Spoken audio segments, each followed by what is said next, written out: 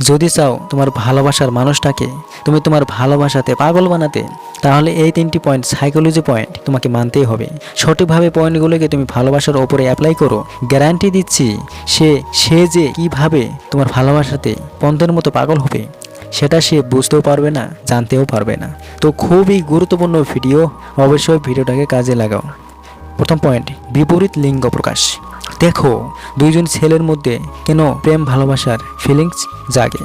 ছেলে আর মেয়ের মধ্যে কেন প্রেম হয়? কেন ছেলে আর মেয়ের মধ্যে শুধু ভালোবাসার সম্পর্ক হবে? পুরুষ আর পুরুষের মতো তো ভালোবাসা হওয়া উচিত, কিন্তু হয় না কেন? কেন হয় না? অপোজিট জেন্ডারের জন্য। একজন পুরুষের শরীরে, বডিতে, তার ব্যবহারের স্বভাবে যে জিনিস রয়েছে সেটা প্রত্যেক পুরুষের মধ্যে প্রায় একই রকম থাকে। তাই দুইজন পুরুষের মধ্যে প্রেম ভালোবাসা ফিলিংস জাগে না। প্রেম ভালোবাসার ফিলিংস দুটি একই মানুষের মধ্যে কখনই হয় না। প্রেমের সম্পর্ক হয় বিপরীত লিঙ্গের মতো, অপোজিট জেন্ডারের প্রতি।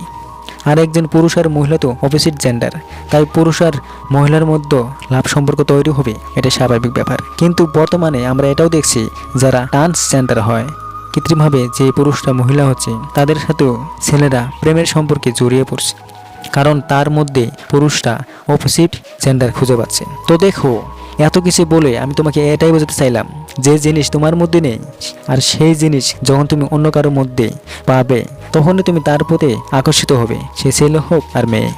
যেমন দেখো, ছেলেদের বডিতে, ছেলেদের শরীরে যে জিনিসগুলো রয়েছে, মেয়েদের শরীরে তার অপোজিট আছে, উল্টা আছে। এটাই তোমার ভালোবাসার মানুষকে দিতে হবে। যত বেশি পরিমাণে নিজেকে তার অপোজিট জেন্ডার বানাবে এবং তার সামনে নিজেকে শো করবে, সে ততই তোমার ভালোবাসাতে পাগল হয়ে থাকবে। সে সবাইকে ভুলে যাবে, শুধু তুমি আর তুমি থাকবে তার মন আর ব্রেন, সমস্ত শরীর জুড়ে। দেখো, একটা পুরুষ যে ধরনের জিন্স প্যান্ট শার্ট, আর একটা মহিলাও যদি জিন্স প্যান্ট টি শার্ট পরে তার বয়ফ্রেন্ডের কাছে যায়, তাহলে কি তার বয়ফ্রেন্ডের মনে প্রেমের ফিলিংস সম্পূর্ণরূপে জাগাতে পারবে? কখনোই জাগবে না। যদি চুড়িদার পরে যেত তাহলে জাগতো। তাহলে অপোজিট জেন্ডার তীব্রতর প্রখর হতো, আর অপোজিট জেন্ডার যত তীব্রভাবে প্রখর হবে ততই তো প্রেম বাড়বে, আকর্ষণ বাড়বে, সে তোমার দিকে ভাগবে। দেখো, একটা মেয়ে নরম স্বভাবের, নরম দেহের, সফট কোমল হয়, লজ্জা পায়। তো সেই মেয়েটার অপোজিট জেন্ডার কেমন হবে? যার দেহ শক্ত, যে লজ্জা পায় না, তার কনফিডেন্স উঁচু, সেই তো হবে। যে তার চোখে চোখ রেখে কথা বলবে, তখনই তো মেয়েটার ফিলিং জাগবে, প্রেমের ভালোবাসার ফিলিং জাগবে, যে একে আমি চাই, এর সাথে আমি থাকবো, এ আমার সঠিক মানুষ। তাই নিজের ভালোবাসা মানুষটার মধ্যে যা যা আছে, তুমি তাকে তার সম্পর্কে উল্টা দেখাবে। ওর কাছে লজ্জা আছে, তাহলে ওকে দেখাও তোমার কাছে কনফিডেন্স আছে। এরকম না যে সেও লজ্জা পায়, তুমিও লজ্জা পাও, তাহলে তার কি ফিলিং জাগবে তোমার প্রতি? জাগবে না। তাই তোমার পার্টনারকে ফলো করো, ওর ব্যবহারকে দেখো, ওর কাছে অপোজিট জেন্ডার কি আছে, ওর কাছে যা যা আছে তুমি তা সম্পূর্ণ উল্টা করো। তুমি তোমার বয়ফ্রেন্ডের বডিতে, মুখে দাড়ি মোছ, গায়ের লোম রয়েছে, তো তার সম্পর্কে উল্টা দেখাতে হবে। তুমি যদি ছেলে হও, তাহলে দাড়ি মোছ, লোম দেখাও তাকে। ছেলেদের দেহে যেটা নেই, মহিলাদের দেহে যেটা আছে, সেটা একে অপরকে তোমরা সরাসরি দেখাতে না পারলেও তুচ্ছভাবে দেখাও।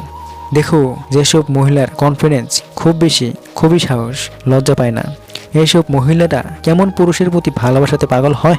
এই সমস্ত ছেলেরা খুবই নম্র, খুবই ভদ্র, লজ্জা পায় না, শান্ত, নরম স্বভাবের। এই ধরনের ছেলেদের প্রতি তারা পাগল হয়ে যায়। দেখো, একইভাবে খুবই ভালো স্বভাবের, নম্র ভদ্র মেয়েরা খারাপ বাজে, খারাপ কোয়ালিটির ছেলেদের দিকে বেশি আকর্ষিত হয়। মেয়েদের এদের প্রেমেই পাগল হয়, ভালো ছেলেদের এদের ভালো লাগে না। ভালোবাসার জন্য অপোজিট জেন্ডার অ্যাট্রাকশন তার মনে তৈরি হয় না ভালো ছেলেদের দেখে। সেও ভালো, ছেলেটাও ভালো, তাই হয় না। এটাই প্রকৃতির নিয়ম। অপোজিট জেন্ডার তুমি তাকে যত দেখাবে, সে ততই তোমার প্রেমে পাগল হবে, গ্যারান্টি দিলাম। তাই পয়েন্টটাকে ফলো করো। দ্বিতীয় পয়েন্ট, স্পষ্ট বাক্য বিভাজন করে অস্পষ্ট বাক্য সংগঠিত করে।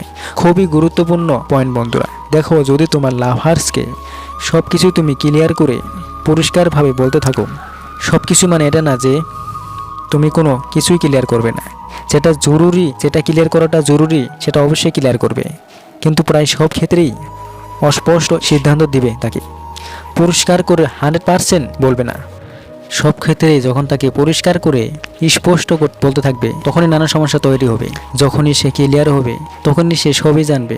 তখন সে তার নিজের চিন্তা ভাবনা, নিজের বুদ্ধি খাটাবে। তখন তোমার দোষ না থাকলে কখনো কখনো তোমাকে দোষ দিবে, তোমার কাছে জবাব চাইবে, প্রশ্ন তুলবে তোমার উপর। এক সময় সম্পর্ক ব্রেকআপ হবে, মানে তাকে স্পষ্ট করে জানিয়ে দেওয়া মানেই বিষয়টা তোমার কন্ট্রোল থেকে বেরিয়ে গেছে, তোমার হাতে আর থাকলো না। তাই তাকে অস্পষ্ট বলো, অস্পষ্ট প্রশ্ন করে দাও।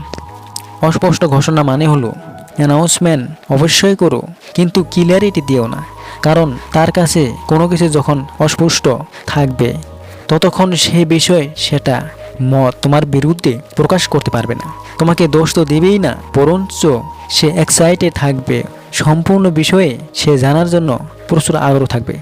ধরো সে তোমার সাথে কোথাও ঘুরতে যেতে চায়, আর তুমি স্পষ্ট করে জানিয়ে দিলে আমি 10 তারিখে ফ্রি থাকবো, সেদিন যাব।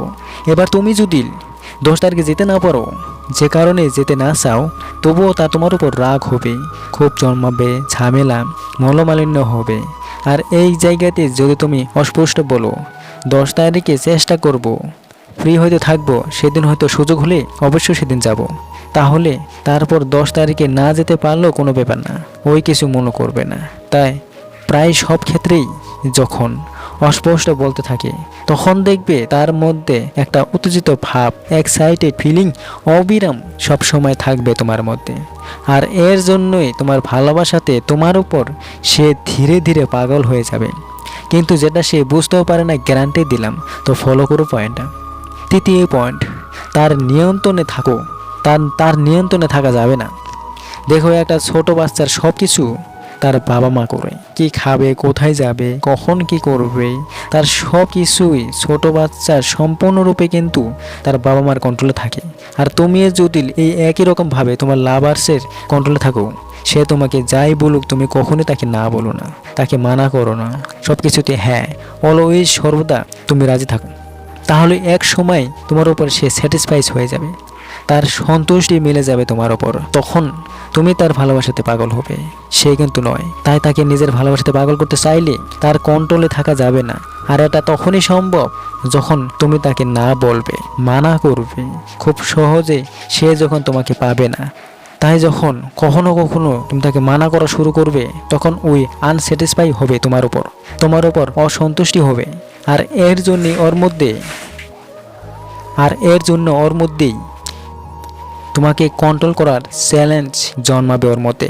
যেমন, তুমি কেন করবে না, করতে হবে, আমার কথা শুনতেই হবে, কেন শুনছো না, তুমি কিভাবে পারো মানা করতে আমার কথা, তোমার হিম্মত কি করে হলো। তো এই যে চ্যালেঞ্জ তার মধ্যে জন্মাচ্ছে তোমাকে কন্ট্রোল করার, তখন সে তোমাকে কন্ট্রোলে নিতে চাইবে, আর তুমি তো তার কন্ট্রোলে যাবেই না। তো এই প্রসেসটা দিনের পর দিন করতে থাকো, দেখো তোমার 100% কাজ হবে। আর তোমাকে নিয়ে ভাবনা চিন্তা করতে করতে ফোকাস করতে করতে ধীরে ধীরে এক সময় তোমার ভালোবাসাতেই পাগল হয়ে যাবে। তোমাকে 100% পাওয়ার জন্য সে তখন তোমার উপর এফোর্ট লাগিয়ে রাখবে, গ্যারান্টি সে পাগল হবে। তো 3টি সাইকোলজি পয়েন্ট অবশ্যই কাজে লাগাও, অবশ্যই কাজ হবে। যাকে ভালোবাসো তাকে যদি ভালোবাসাতে, শুধুমাত্র তোমার ভালোবাসাতে পাগল বানাতে চাও, যদি চাও সে তোমাকে ছেড়ে কোনোদিন না যাক, তাহলে এই 3টি পয়েন্ট তোমাকে মানতে হবে। তো ভালো থেকেও, অনেক অনেক প্রচুর ভালোবাসা হলো, বাই।